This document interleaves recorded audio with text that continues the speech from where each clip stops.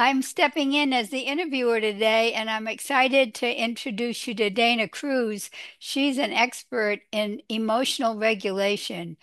Dana, let's get started.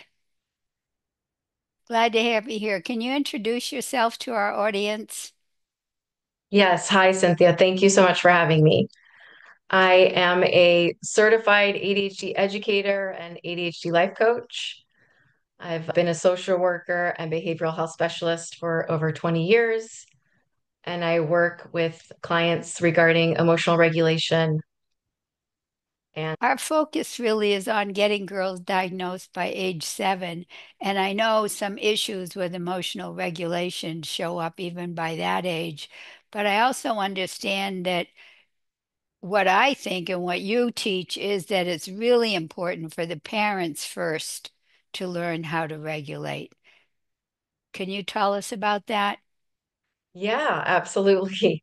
Yeah, we can easily become overwhelmed, right, with ADHD. We tend to have big emotions. And so, generally, if the child is also experiencing this difficulty, most likely we know genetically that also the parents might have ADHD. Of course, modeling and understanding executive function and emotional regulation as a part of executive function is so important for everyone, and especially those of us with who struggle with stress and big feelings. Can you explain more what the words emotional regulation would mean?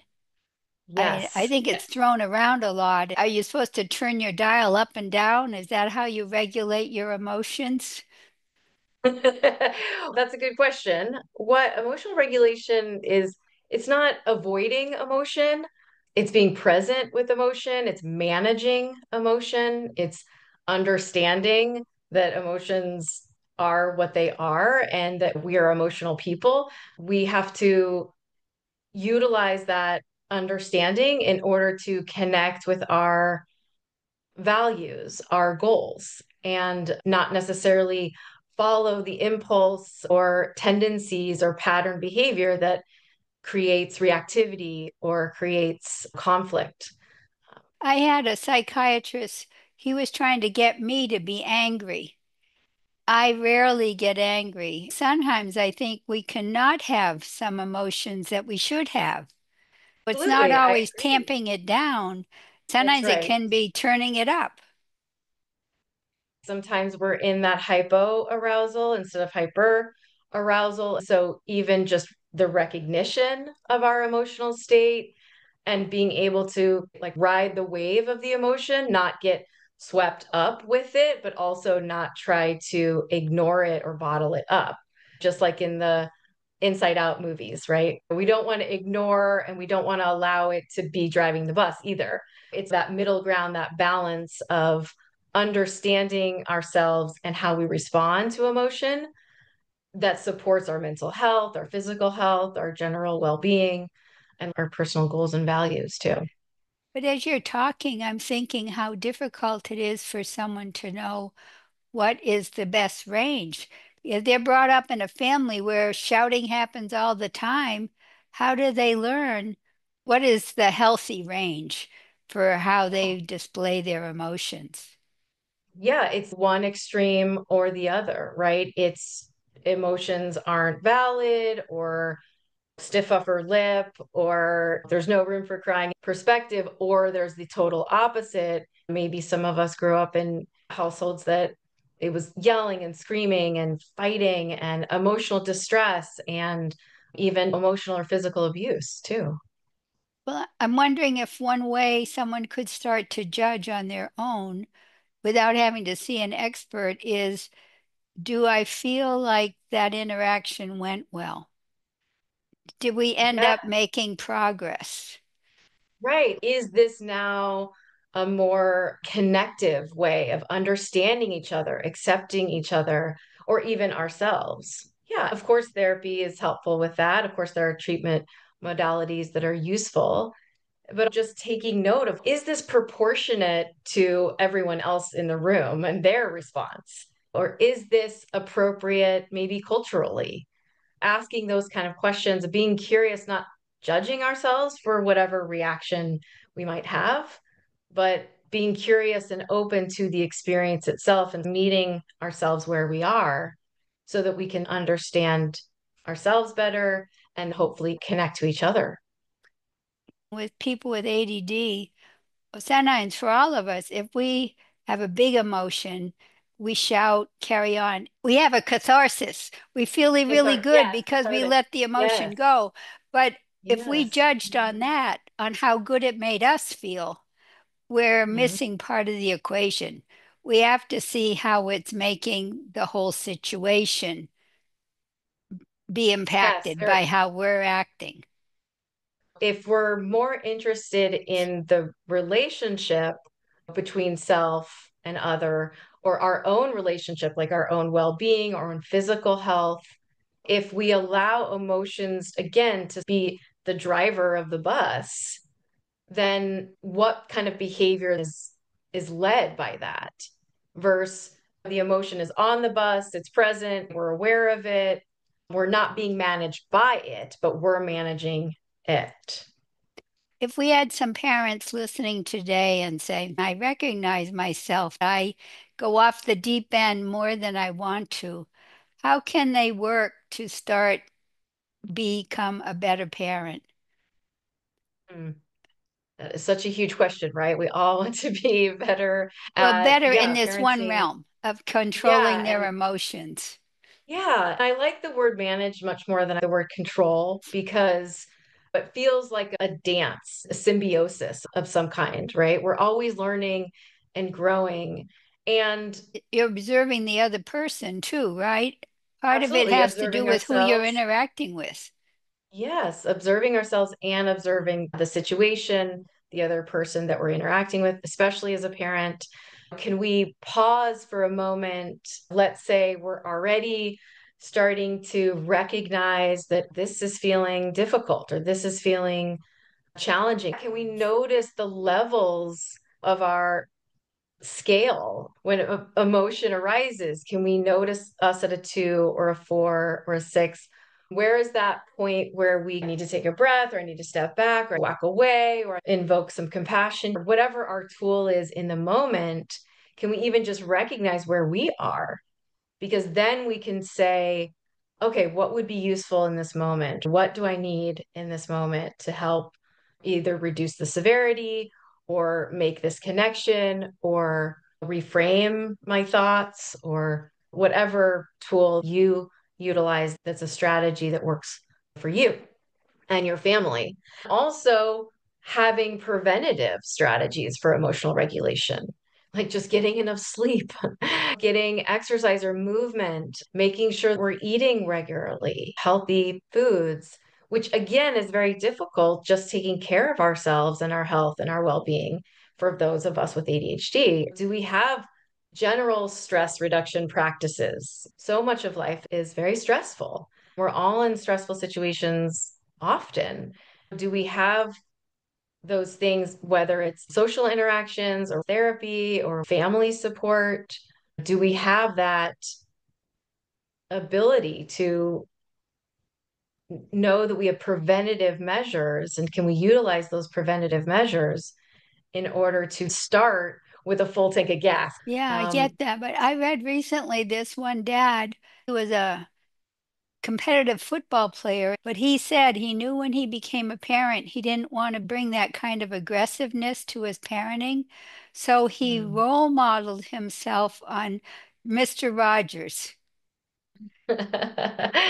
Yeah, And I I grew up with, think that yeah. can be helpful is to Mhm. visualize how you want to be in this Yes. situation. Yes, who is the pinnacle of your understanding, emotional regulation, kindness, generosity, compassion? Who is that person for you? Do we even have an ideal? Can we even think of someone that we can connect with and visualize? What are the qualities or traits of that person? Can we embody that? What would Kind Miss openness, understanding, presence, right? Love, compassion, generosity, all of those qualities. Can we invoke Okay, that? so now we've worked with the parent. We've gotten them to be the Mr. Rogers in their So home, and easy, now they right? It's have just simple. child. They're dealing with their child who's not well emotionally regulated. How is this interaction going to go? And what can they do to help the child work towards better managing their emotions? Yeah. So we first and foremost, we have to model that for them. If we're not emotionally regulated and they don't have a model for that, they can't see what it means to calm down or reduce the emotion severity. Parents have to think that they're role modeling how you manage your emotions in a healthy way. 100%. If we could use some emotion language with our kids. Hey, I'm feeling sad in this moment, and here's why. We can teach our young children just the words of emotion. Let's define them, let's understand them, let's be specific about which emotion that's happening right now. Can we see for our children the underlying thing that's happening? Right? They might not like the snack that we made them for after school, but is that really about the snack or is it something underneath? Maybe they had a rough day. Maybe they had a difficult social interaction. Oh, so you're saying don't Maybe jump to conclusions, but to explore. If they make a sour face or a bad comment when you give them their snack, say, what's going on? instead of personalizing it, making it about how dare you disrespect me, or you need to eat this vegetable, or whatever it is, you like this last week, or whatever the situation is, can we be present with them and really be able to open ourselves and be curious to what's happening in their experience and not jump to a conclusion or jump to the worst case scenario or jump to a thought of if my child doesn't eat broccoli now, like they're not going to be a healthy adult. It's, wow, we're really future thinking there. And so come back to the present, come back to just being curious about, hey, what's happening for you? If that child can't describe that, maybe in words, maybe we can act it out or have some kind of play interaction, or maybe we can just sit with that. We don't have to fix it or change it. That seems Being like a more skill in comfortable. itself. If you just let the child talk it out, they're bringing their emotions down. It's a kind of therapy. You're letting the child talk about how they're feeling, and that brings their emotional level down. Just validating their Yes. experience is a huge tool, I think, for parents. Being understood, Yeah, feeling like you share it. yeah, we often just want to fix, right? Or we want to, you shouldn't feel scared. No, there aren't really monsters underneath your bed. But instead, can we meet them with where they are? Oh, yes, that's very scary. But you know what? I'm going to keep you safe. Or we're going to have this flashlight, and that's going to make sure that there's no monsters. Telling them that there's no monsters on their bed and that's silly, that's not helpful. They feel very real, this feeling of being scared, right? Or being Yes. anxious or being sad, whatever their emotion is. Instead of trying to convince them that they don't have that emotion, can we just meet them with wherever they are and acknowledge and validate their own emotional experience? Earlier, I was smiling because I remember seeing this video. It was a 3-year-old, and the 3-year-old was saying to the mother, Mommy, you're getting me so angry right now. She could speak up and say what she was experiencing. How do you get your children to know what their emotions are? Yeah, that's a great question. What we have to do is utilize language as much as possible, right? If we can model feeling sad or feeling angry and using emotion words, there's wonderful books, cards, games, wheels, interactive Maybe apps, showing them even, what emotions are appropriate for which situations.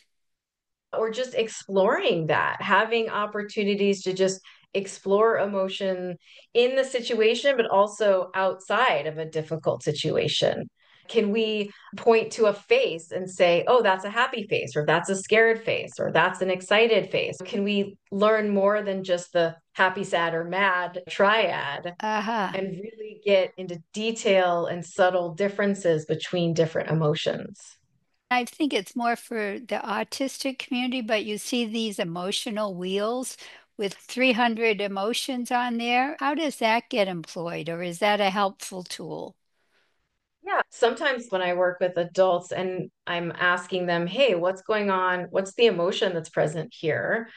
Just having an emotion wheel or a list of emotions or utilizing an app. There's a science-based research app called How We Feel. That's a helpful app that sometimes I suggest to clients to identify the word is useful.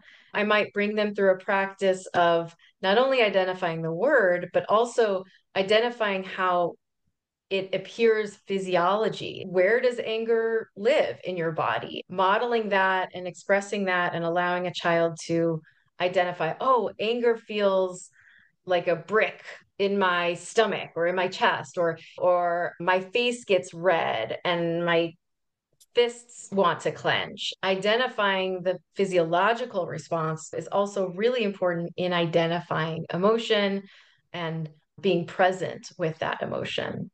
With older children or with adults, I also bring in what's the story that I'm telling myself? What are the thoughts that go along with this emotion and this physical sensation? That's a practice in and of itself. Utilizing that practice over and over again is just like building a skill, right? That's another strategy in our toolbox there. One thing that used to work with my children is preparation.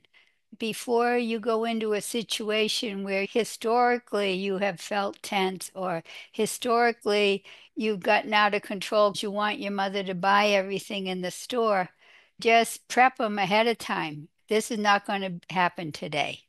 It's building a plan. If this happens, then we're going to do this. It's working through a problem solving and a planning technique. You're building executive skill at the same time as giving them an option. Sometimes decision making is difficult, right? When we're flooded emotionally. And so preempting the possible difficult situation. Did we walk in a grocery store being hungry? Of course, then the child's going to want everything they see. Preemptive understanding this in the best way possible, but also in the moment, building a plan or problem solving through something that might be difficult. Okay, when this starts to happen, what can we do? Maybe to give them some ideas. You could squeeze my hand, and that would allow me to know that you need me in that moment, and I'm going to give you a hug. Maybe that co regulation can be useful. Self regulation and co regulation happen in two different regions of the brain, two different networks of the brain. Self regulation is a part of that prefrontal cortex and executive function, but co regulation is not. That can be a tool too. Sit with my child or give them a hug or touch them. If that's helpful, that can help reduce severity and help manage the emotion as well. Co-regulation means the two of you together are bringing your emotions down. Yeah, it's one person influencing the other. Yes.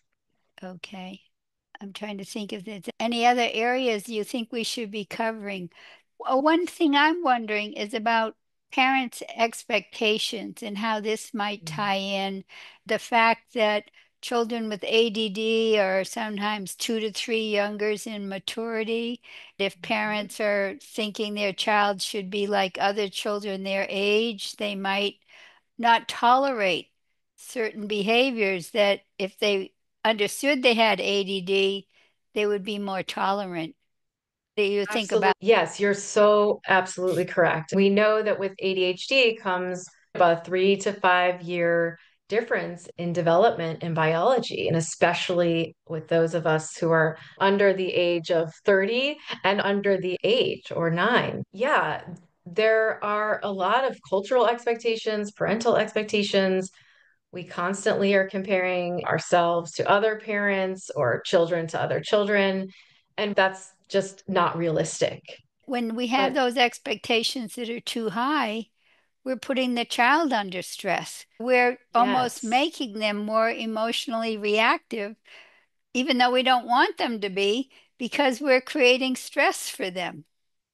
that absolutely could be true. Of course, we're not meaning to do that, right? It's just that we want our child to succeed, or we want our child to be happy, or we want our child to be emotionally regulated, or we feel like they should behave in a certain way at a certain public place, or whatever it is. And yet, understanding a realistic expectation and meeting your child where they are, as opposed to where you want them to be, or where you think they should be, or we're another child, even another Ah, one of your children. It's a completely different approach.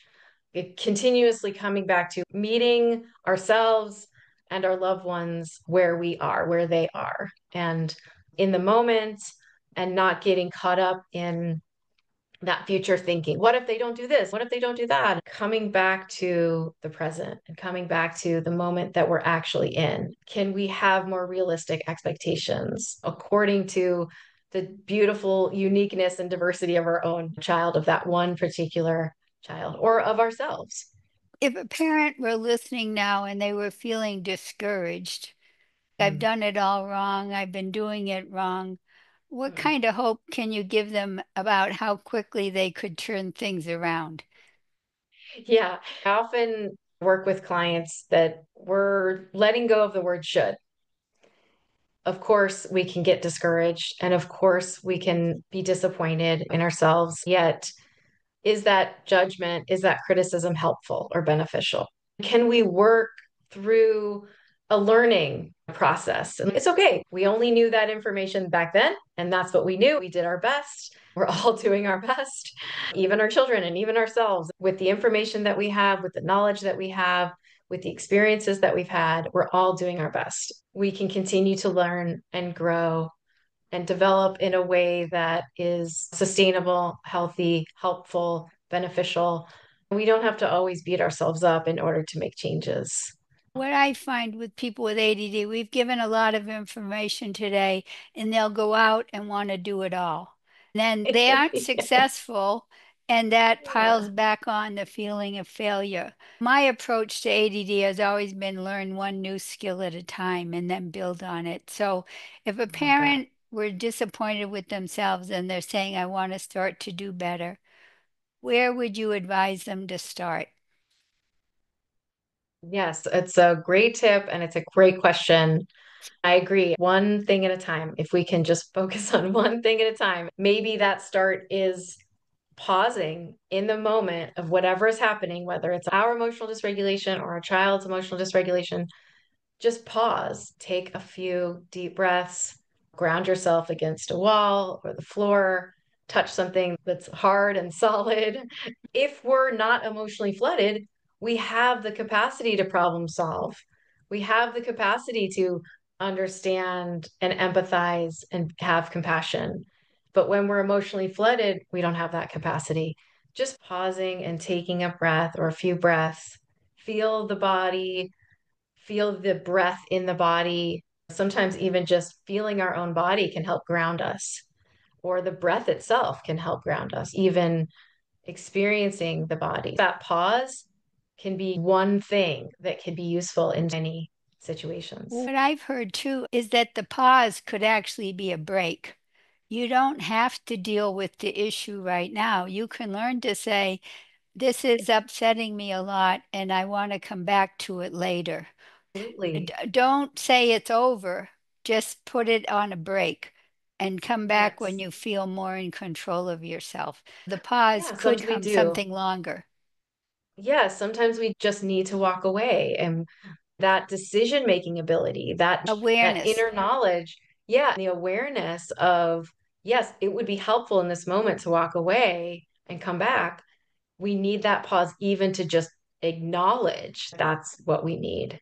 We actually know what we need more than we think we do. It's that we're mostly caught up in emotions in the moment. They're working on the pauses, but they still are messing up. What do you advise when they've messed up? Self-compassion, And understanding, patience. what about the child? If they've been shouting at the child and now they are feeling Oh, guilty, of what do they course. have to do Yes. to make Yes, amends? that's a wonderful word, amends, or people use repair.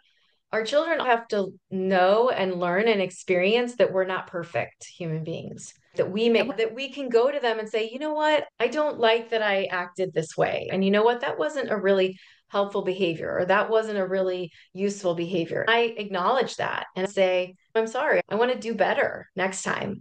If we can model that for our children and they can learn that skill of separating and identifying their core, and their behavior, those being different things, really where our self-worth and positive self-image and understanding of who we are can really make a big difference, especially with ADHD, where we constantly are criticized and constantly criticizing ourselves.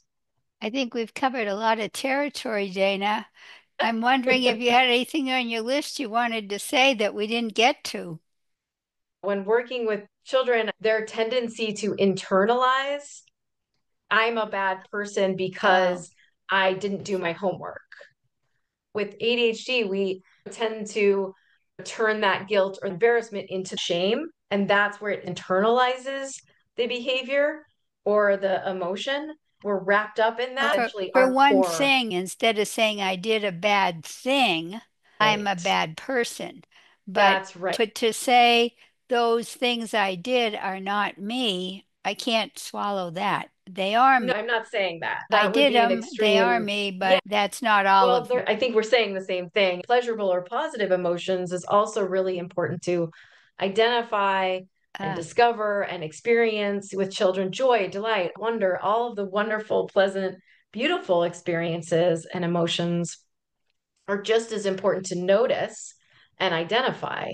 Oh, I'm noticing you have your happy face on, or I'm yeah, noticing you're in awe at this bubble that's happening. Can we identify the pleasant and positive ones too? Because as you said, we want that to be built. We want that to be something that continues to build. I absolutely agree with you. We don't want people to disassociate from their behavior and say, yeah, that's not my fault because it's our behavior. It is us, yeah, but it's not, there's something wrong with me. We go to our children and say, hey, you know what?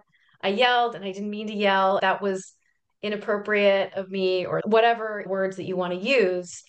And that doesn't mean I don't love you, right? It doesn't mean we don't, our relationship is important. I got frustrated and that was how I reacted, yeah. right? And As it you're doesn't saying make that, me a and I bad think person because about I yelled. rejection sensitivity, how that can, you go from a 0 to a 10 for something because someone looked at you askance. So, Sure. Or we think our child is disrespecting us by not eating the food we made them for dinner. Whoa, it smells off to the child. Or maybe they had that at lunch today. Or maybe who knows what's going on. If we're not curious about it or open to their experience, we're trying to solidify and fixate and grab a hold of what's happening in the moment instead of just allowing it to be present. Are you saying, yeah, what else can boy, I be curious about right now? yes, but talk Yes, about this, it makes me realize how the history of the relationship is so important too. If very you much so. haven't built that trust in that relationship, you've always been angry at the past, but now tonight at dinner you say,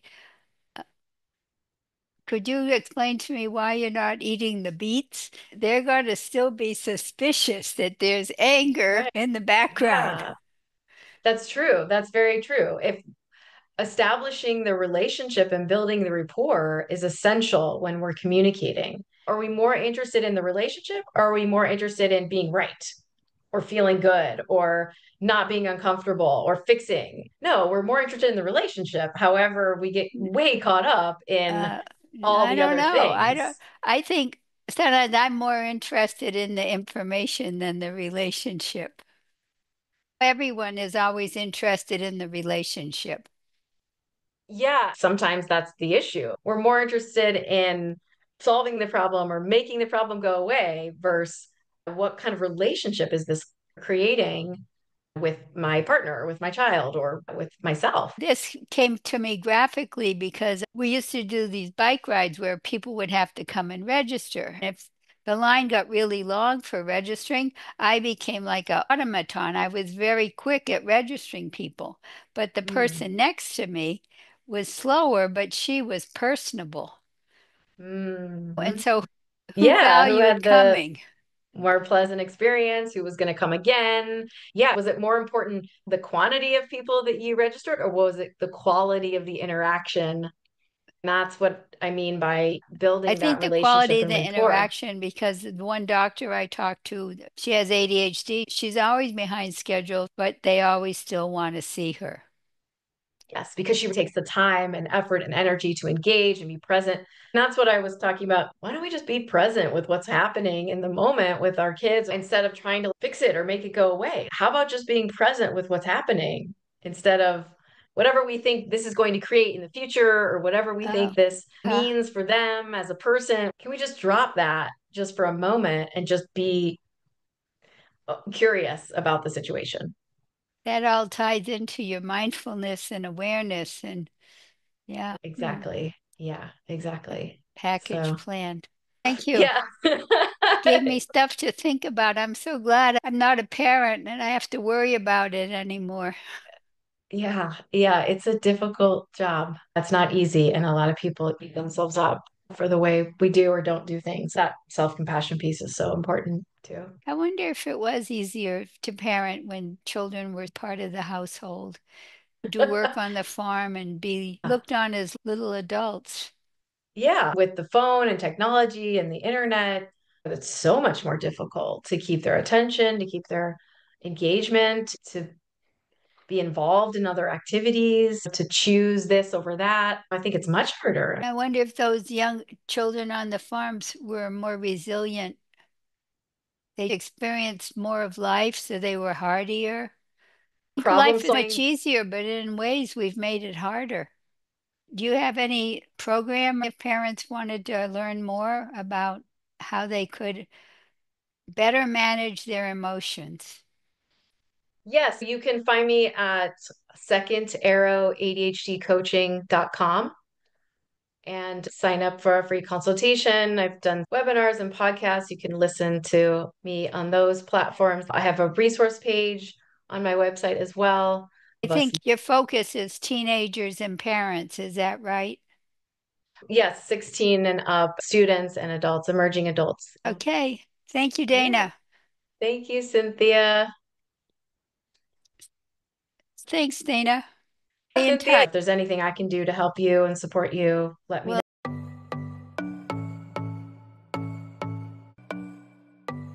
We believe all girls with ADHD should get a fair start in life by getting diagnosed by age 8.